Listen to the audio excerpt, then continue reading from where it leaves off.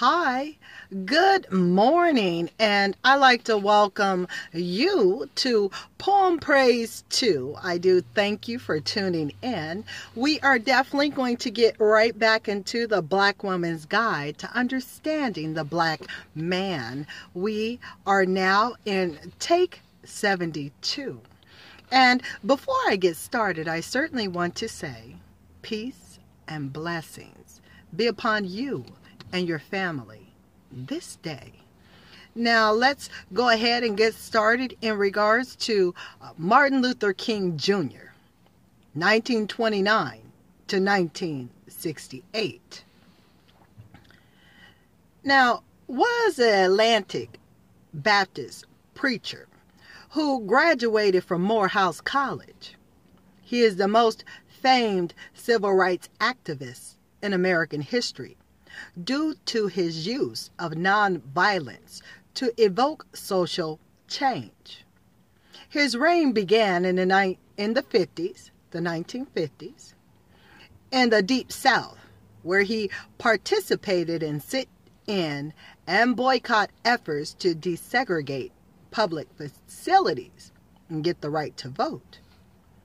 He paid his dues to the movement through multiple arrests and brief jail time. He was a troubled man trying to do the right thing with God. He was an eloquent writer, an enthralling speaker, and soon rose to popularity in another hard-working civil rights entity he confounded, the Southern Christian Leadership Council, SCLC. King organized blacks by appealing to them from the pulpit in churches all over America. He involved young blacks and armed them with his nonviolent concepts as a way to remove civil barriers. King led his followers in many marches, many ending in humiliation, injury, abuse, and jail stints. He and his marchers often felt the vicious teeth of police dogs, iron-tempered nightsticks, cuts inflicted by stones and bottles, and the powerful thrust of high-powered water hoses spraying 100 pounds of pressure per square inch. King managed to desegregate many institutions in the South, got blacks on the ballot, and organized other cities into action. And all was done by non-violent, passive resistance. While many believe that King copied non-violence from Mahatma Gandhi, he actually embraced some ancient Greek ideas on the meaning of love, eros, philia, and agape. After studying the definition of these, he settled on agape method, which he believed was supported by the teachings of Jesus in the Holy Bible. He defined agape to mean one does not love another because they are necessarily worthy, but because God loves them. He told the press to inform his white racist opponents that we shall match your capacity to inflict suffering by our capacity to endure suffering. We will meet your physical force with soul force. Do to us what you will, and we will still love you. Bomb our homes and threaten our children. And as difficult as it is, we still love you. Send your hooded perpetrators of violence into our communities at the midnight hour and drag us out on some wayside road and leave us half dead as you beat us. And we will still love you. This theme of obeying Jesus and loving your enemy became his major commitment. He theorized, we cannot solve this problem through retaliatory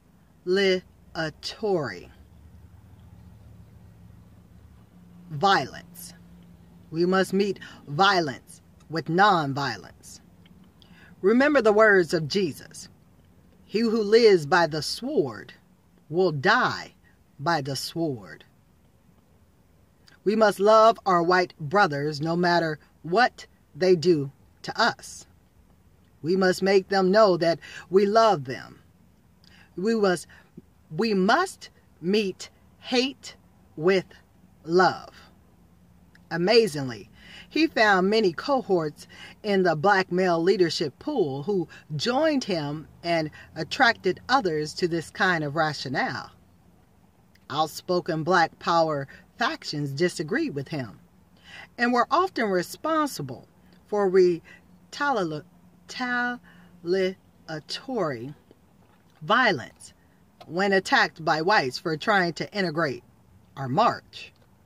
To celebrate the centennial of 100 years of signing of the Emancipation Proclamation and commemorate all the social advancements earned by blacks between 1863 and 1963, black men leaders decided to host their notable event, the March on Washington. Hundreds of thousands of blacks from all over the country and foreign shores, leaders, ministers, priests, educators, politicians, entertainers, students, white sympathizers, civil rights agencies, government workers, and people of all nationalities, mostly black and white, convened at the Lincoln Memorial statues to express their solidarity. Their theme song, "We Shall Overcome," was sung in unison with much emotion and sincerity. It was here that King, the keynote speaker, gave his most famous and moving address, the "I Have a Dream" speech, where he promised those who hope that the Negro let me start that all over again. Let's get this right. Those who hope that the Negro needed to blow off steam and will now be content will have a rude awakening if the nation returns to business as usual. There will be neither rest nor tranquility in America until the Negro is granted his citizenship rights. The whirlwinds of revolts will continue to shake the foundations of our nation until the bright day of justice emerges. Dr. King was sincere in this ideal. However, it didn't quite exactly happen the way he thought it would, verified by the quiet inactivity of blacks today. King skillfully combined religion, conscience, and law to challenge civil violations against Negroes. He was awarded many honorary degrees and citations for his dedicated work to eliminate racial prejudice by nonviolent methods, love, and prayer. He aided many in obtaining employment opportunities, better housing, education, and legal representation. One of his greatest achievements was being nominated and receiving the 1964 Nobel Peace Prize, which was an international competition. It was King who brought the civil rights issues to national attention after he and his followers were set upon by excessive police brutality during a Freedom March in the South. Some of his ideals were accommodated by President John Kennedy, Attorney General Robert Kennedy, and President Lyndon B. Johnson. Federal troops were sent in to enforce government rulings against segregation on King's behalf. Martin Luther King Jr. was shot dead on the balcony of a motel in Memphis, Tennessee on April 4th, 1968, by a Caucasian sniper. After his reported death, there were 126 riots in major cities during which 46 died. 21,000 were arrested and hundreds injured. Did you hear that? 21,000 were arrested and hundreds injured. King had a very mournful funeral with sympathizers expressing grief from all corners of the world. After his untimely death, the civil rights movement slowed down somewhat due to absence of its internationally known charismatic speaker. Many schools, streets, buildings, parks, gymnasiums, sport fields, and libraries were named after him. The conclusion. Obviously, Dr. King believed in social and sexual integration, and he prayed for it for his children because he saw it as a benefit. He had a sincere belief in politics and fought hard to gain voting rights for black in the South and North. He was a devout Christian and gained strength and singleness,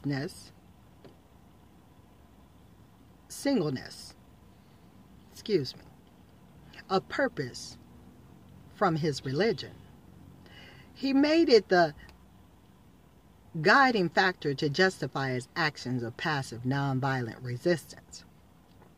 He was not concerned with Negroes opening their own businesses, but pleaded for them to be allowed to enjoy equal opportunity.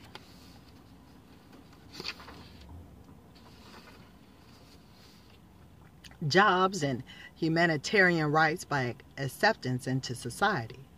He definitely was not for self-defense of any kind. He was not concerned with names. His only connection to heritage was his belief that all people came from and were created by God. And Jesus loves everybody equally. He was not in disagreement with black pride, but felt it would come from gaining civil rights guaranteed by the Constitution for every American.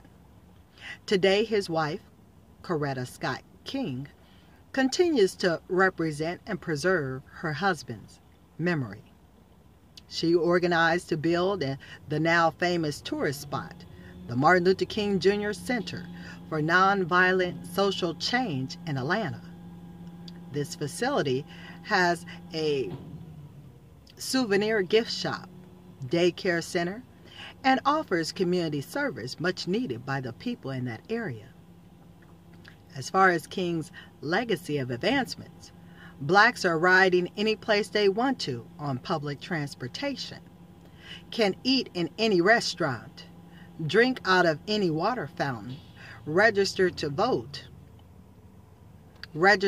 and vote, attend any school, shop any store, frequent the movie house of their choice, live anywhere they please, participate in political process, marry into white families, and apply for work any place they desire. If the aforementioned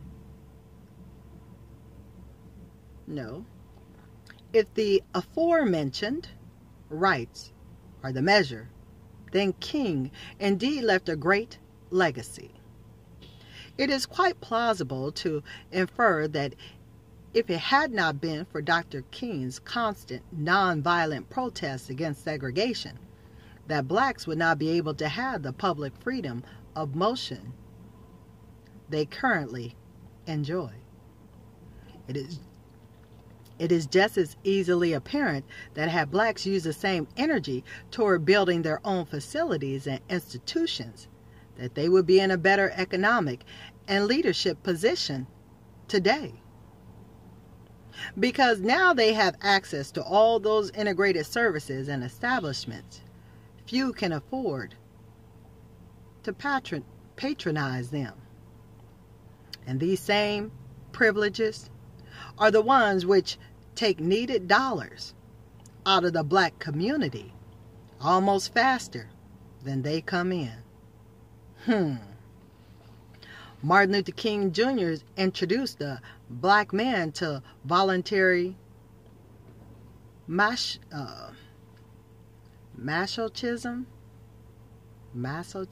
I think, masochism. He, instead of uplifting their strength and dignity, required them to be weak, bombed, gassed, and insulted in the name of getting equality.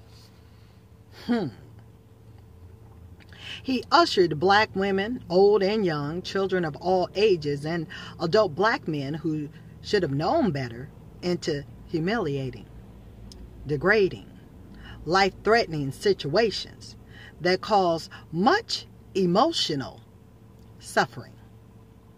He challenged blacks to see how much abuse they could take from whites in order to eat, work, play, and sleep with them. Had he lived, he too would have grieved over the oozing losses of what he had suffered to maintain. He obviously experienced sharp conflict internally and forcing himself to go against the natural instinct of any mammal, which is to retaliate when attacked.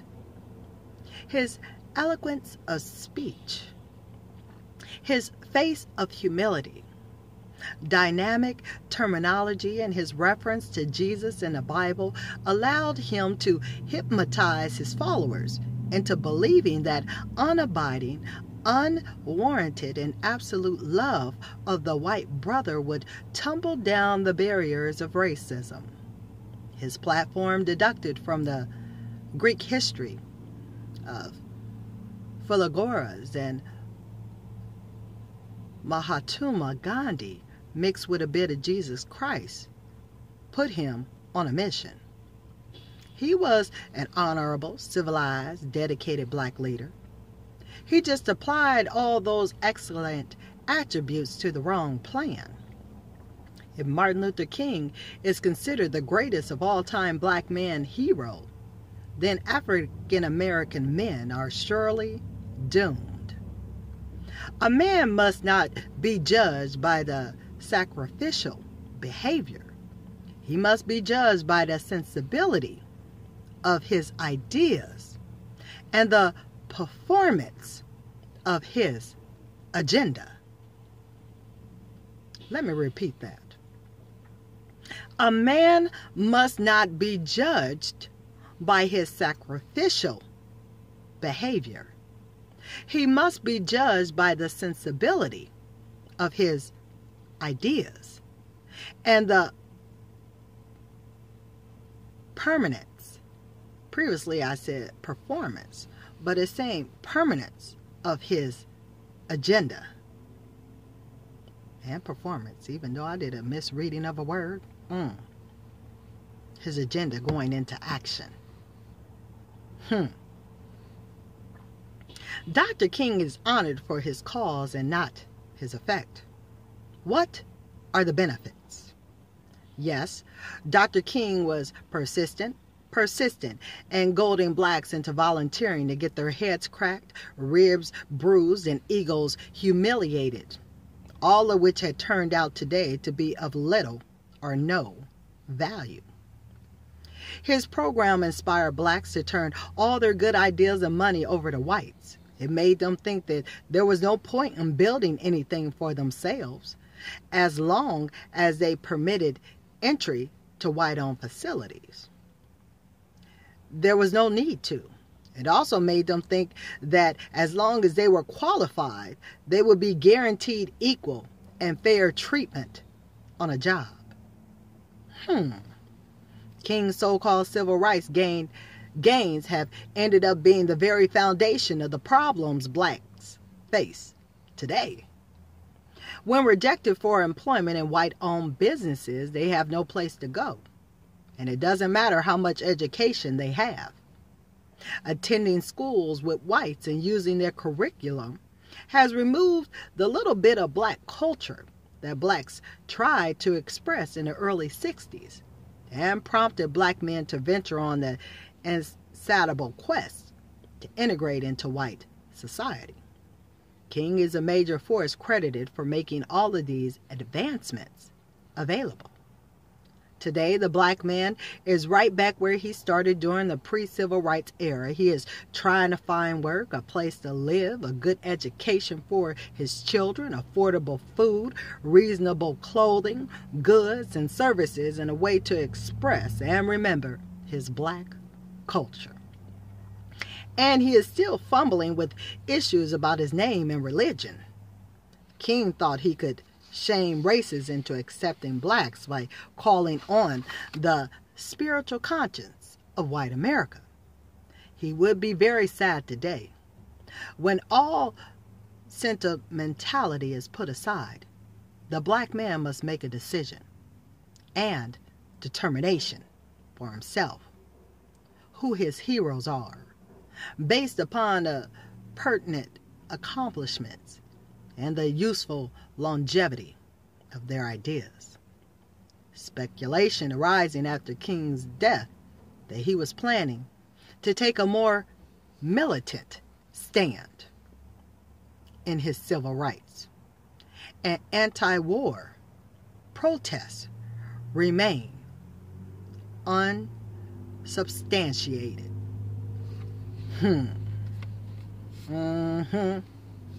Now that certainly does complete Martin Luther King Jr. The next leader that I'm going to have for you on Poem Praise 2 is going to be Jesse Jackson, from 1941 to still living. So I want you and your family to be blessed and have a wonderful rest of the day. I will be talking with you soon here on Poem Praise 2. Until then, peace out, peace be upon you, and later, y'all.